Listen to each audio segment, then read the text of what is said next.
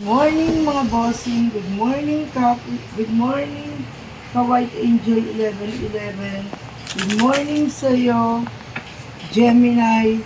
Ang pick-a card mong ito ay para ngayong week na ito, sa iyong career, sa iyong kaperahan, at sa iyong love. Naway nasa mabuti kang kalagayan, Gemini. Hindi lahat ay makaka-resonate sa ating pick-a card sapagkat ito ay gabay lamang. Gawin mo lamang itong gabay at na makaresonate ka at sana makaresonate ka, mag-comment down ka sa baba. Sinasabi rito na may magsisimula kang magandang haharapin, Gemini. Sinasabi rito na may nakalaan sa iyo ang Divine Mercy dahil marami kang pangarap na nais niya nang tuparin. Meron kang hinihiling na ipagkakaloob na niya sa iyo, Gemini. Congratulations, Gemini. Dahil napakaganda ng iyong pick-a card, nakuha mo ang ating star. At sinasabing star na yan ay may kahilingan kang ipagkakaloob. I-wish mo na ito ngayon, Gemini. Isipasok mo sa iyong isipan ang iyong hinihiling at nakikinig sa iyo ang Divine Mercy.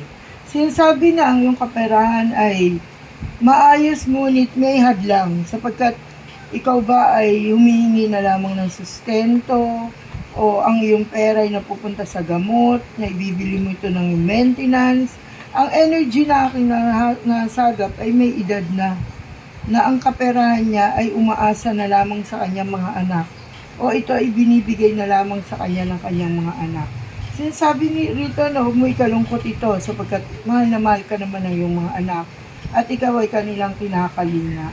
Sinasabi naman dito na sa iyong usaping pag-ibig na meron dito na iniwan ng kanyang asawa at pinabayaan.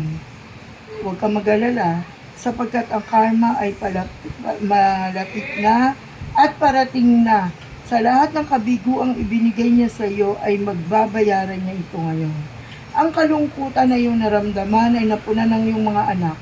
Sinasabi rito na may darating sa iyong panibagong pag-ibig, ngunit takot ka na magtiwala, ngunit ibibigay sa iyo ni Divine Mercy ang karapat-dapat na lalaki o babaeng magmamahal sa iyo.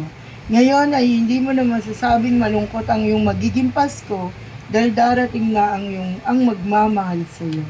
Bye-bye Gemini, good luck sa iyo ngayong linggong ito.